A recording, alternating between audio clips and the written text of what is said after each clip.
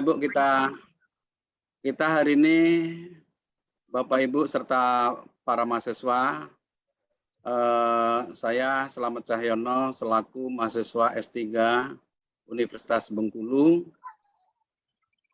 dengan jurusan Administrasi Pendidikan.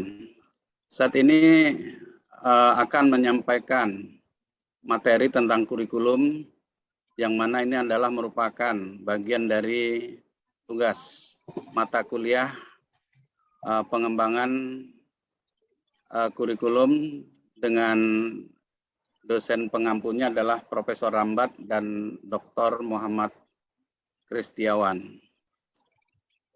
Materi yang akan kita bahas pada hari ini adalah tentang bab 1, yaitu tentang kurikulum.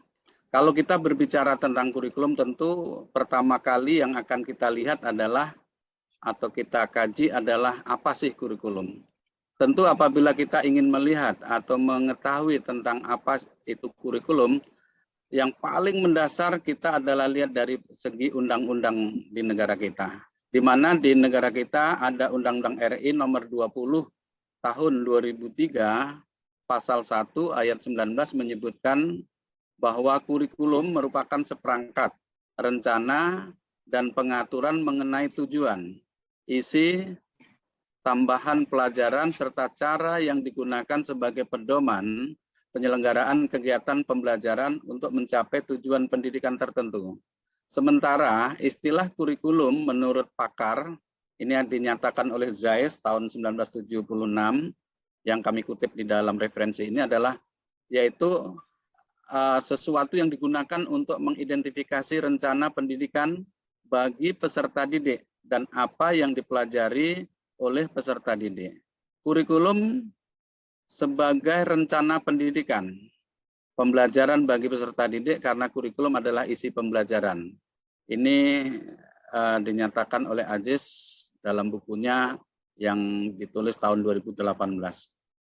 Nah, sekarang setelah kita tahu apa itu kurikulum berdasarkan undang-undang dan juga beberapa referensi dari para pakar, maka kita sekarang berbicara apa peran dan fungsi kurikulum itu sendiri.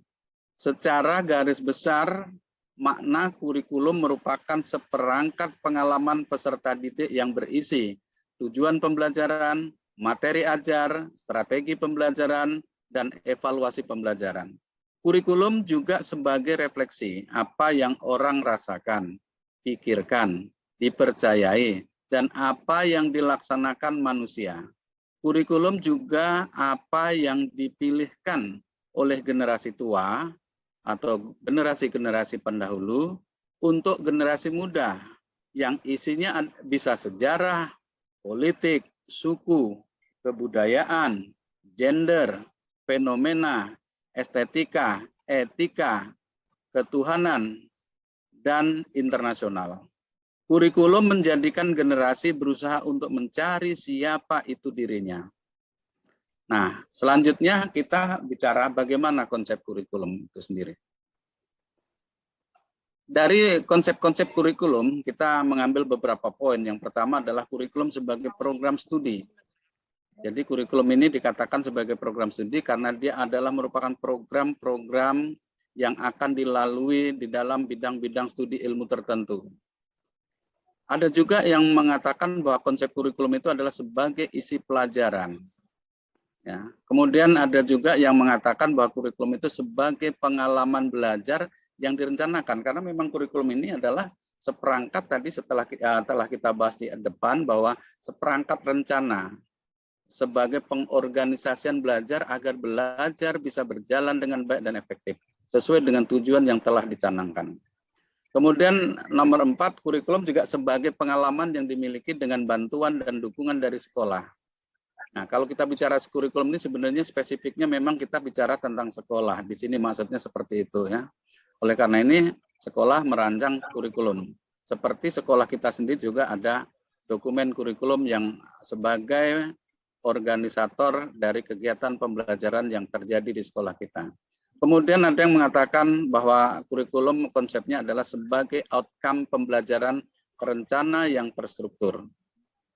Kemudian yang terakhir nomor 6, konsepnya adalah kurikulum sebagai rencana tertulis untuk tindakan. Oleh karena itu kurikulum adalah dibukukan. Baik itu bukunya tersimpan secara printout maupun mungkin di dalam soft file. Tapi intinya adalah rencana tertulis. Dengan tertulis itu kita akan membaca, mempelajari, kemudian menjadikan pedoman untuk tindakan kita di dalam pembelajaran. Nah, selanjutnya kita akan berbicara, adakah kontroversi kurikulum dengan pengajaran? Seorang pakar bernama Johnson, ya juga kami ambil dari referensi ini, menarik dan mempunyai kekuatan logis. Tapi sayang, pernyataannya mempunyai kesulitan teoritis dan praktis. Tidak mungkin memisahkan antara outcome dengan alat yang digunakan untuk mencapainya. Bahkan konsekuensi yang kurikulum 9 tidak diinginkan, yang dinyatakan oleh kurikulum tersembunyi atau hidden curriculum, membuktikan bahwa metode dan isi pengajaran jelas tidak bisa terlepas dari sejumlah outcome kurikulum. Kemudian yang bagian E, kita berbicara tentang bagaimana rancangan kurikulum. Kurikulum bisa mengacu pada rencana pengajaran tertulis yang berguna untuk mengarahkan atau mengatur lingkungan dan aktivitas situasi kelas yang hidup. Akibatnya jika mau dibedakan, ya analisis pengembangan kurikulum dan pembelajaran, maka rencana tertulis disebut kurikulum dokumen atau kurikulum dokumen atau kurikulum tidak bergerak, dan kurikulum yang dijalankan di kelas sebagai kurikulum hidup atau operative curriculum. Berikutnya, ya, Penny, berikutnya Pen. Kita sekarang berbicara seperti apa konsep yang berpengaruh terhadap kurikulum. Ada perbedaan yang sangat membingungkan antara aspek proses belajar dengan aktivitas belajar. Namun konsepnya adalah aspek tujuan, isi, metode, dan evaluasi merupakan wilayah kurikulum. Ini pernyataan dari Bien tahun 1990. Nah, sekarang selanjutnya kita berbicara atau membahas apa saja sih prinsip-prinsip pengembangan kurikulum. Di dalam kita mengembangkan kurikulum, itu tentu kita harus mempunyai prinsip di dalam pengembangannya itu sendiri. Nah, prinsip yang pertama adalah relevansi. Artinya kurikulum itu relevan terhadap apa yang terjadi saat ini. Relevan terhadap perkembangan yang terjadi pada saat ini. Relevansi dengan kebutuhan daripada pengguna kurikulum itu sendiri. Jadi ini adalah prinsip relevansi. Kemudian fleksibilitas. Fleksibilitas artinya tidak kaku. Artinya dia selalu mengadaptasikan dirinya. Kurikulum selalu beradaptasi dengan lingkungan, dengan keadaan, dengan perkembangan, dan sifatnya tidak stagnan, tidak kaku. Dia selalu mengikuti perkembangan.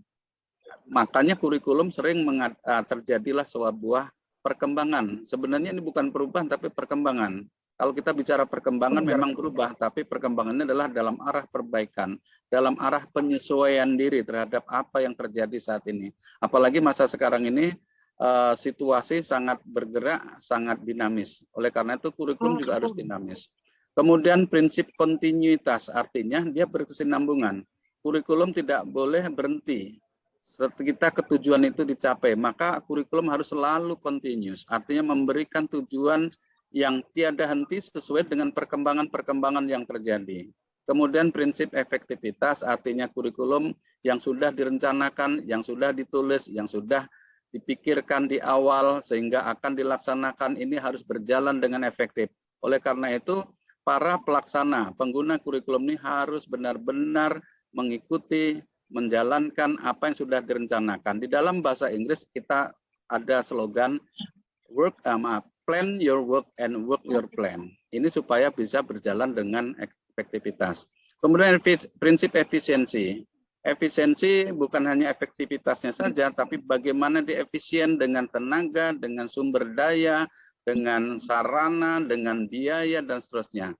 Ya, apabila kurikulum ini bisa dilaksanakan dengan baik, prinsip yang efisiensi ini tentu tidak boleh kita tinggalkan. Kemudian yang terakhir, siapa saja sih sebenarnya yang menjadi stakeholders kurikulum ini? Yang menjadi stakeholders kurikulum ini tentu yang paling utama dari sasaran dari kurikulum ini adalah peserta didik. Sebuah kurikulum yang baik akan mengantarkan peserta didik ini kepada tujuan pembelajaran yang diinginkan. Di sini adalah tujuan utamanya ya. Kemudian adalah orang tua atau wali murid selaku orang tua dari peserta didik. Dia mengirimkan anak-anaknya untuk bersekolah, untuk melalui sebuah pendidikan, tentu dia menginginkan anak-anaknya akan memperoleh pengalaman belajar yang baik. Kemudian pendidik itu sendiri sebagai pelaku daripada pembelajaran. Pendidik adalah sebagai fasilitator, pendidik adalah sebagai motivator peserta didik, oleh karena itu dia adalah orang yang perannya sangat penting di dalam melaksanakan kurikulum. Kemudian kelompok individu. Kelompok individu ini adalah orang-orang yang punya perhatian atau punya kepentingan, punya daya tarik untuk membantu mengembangkan di bidang kurikulum. Pemerintah memang bagian dari 3 pihak yang terlibat di dalam pengembangan kurikulum selain masyarakat, orang tua, dan ini adalah pemerintah. Pemerintah bertanggung jawab terhadap terlaksananya sebuah kurikulum.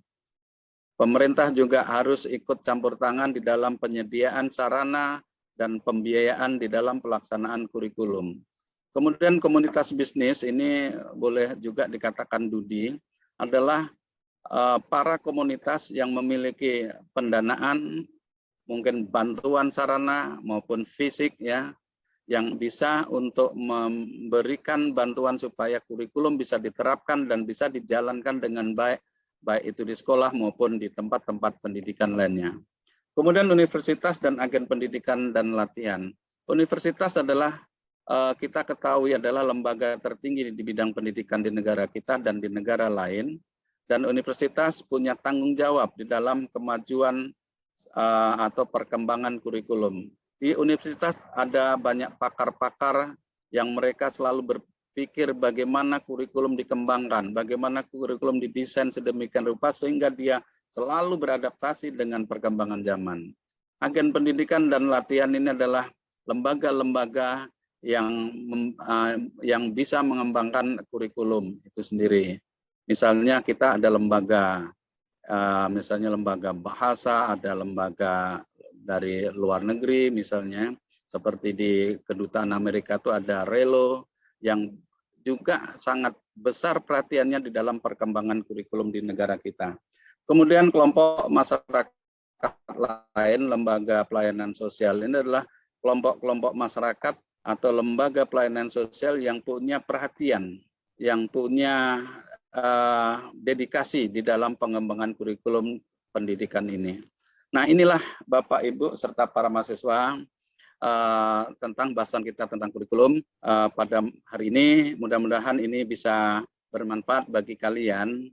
Nanti bila ada hal-hal yang mau ditanyakan atau didiskusikan, kita bisa diskusi setelah presentasi ini. Demikianlah saya akhiri presentasi ini dengan ucapan billahi taufiq wal hidayah. Wassalamualaikum warahmatullahi wabarakatuh. Waalaikumsalam. Oke, ya.